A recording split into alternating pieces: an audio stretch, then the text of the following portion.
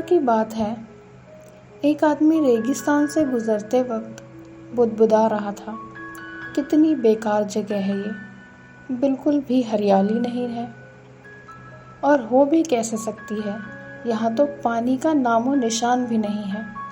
तपती रेत में वो जैसे तैसे आगे बढ़ रहा था, उसका गुस्सा भी बढ़ता जा रहा था। अंत में वो आसमान की ओर देखकर झल्लाते हुए बोला, क्या भगवान, आप यहाँ पानी क्यों नहीं देते? अगर यहाँ पानी होता तो कोई भी यहाँ पेड़ पौधे उगा सकता था और तब ये जगह कितनी खूबसूरत बन जाती।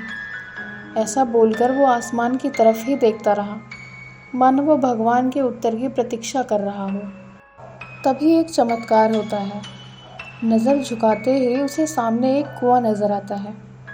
वो उस इलाके में बरसों से आ जा रहा था, पर आज तक उसे वहाँ कोई कुआं नहीं दिखा था। वो आश्चर्य में पड़ गया और दौड़कर कुएं के पास गया। कुआं लबालब पानी से भरा था।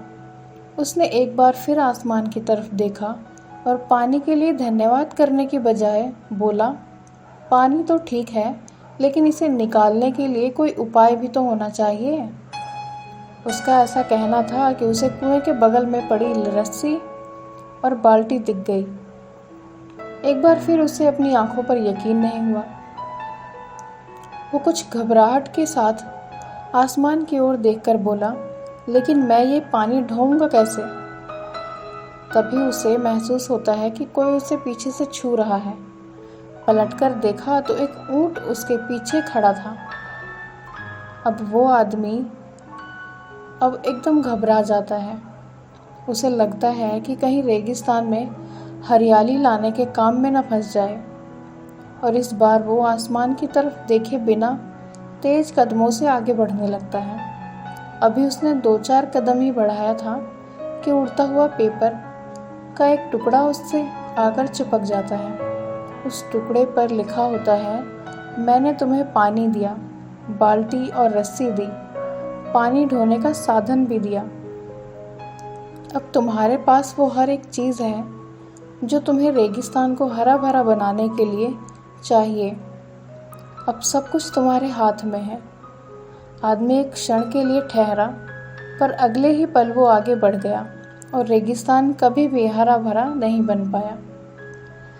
कई बार हम चीज़ों को अपने मन मुताबिक ना होने पर दूसरों को दोष देते हैं।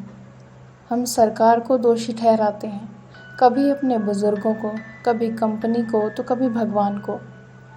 पर इस दोषारोपण के चक्कर में हम इस सच्चाई को अनदेखा कर देते हैं कि एक इंसान होने के नाते हम में वो शक्ति है कि हम अपने सभी सपनों को खुद साकार कर सकते हैं।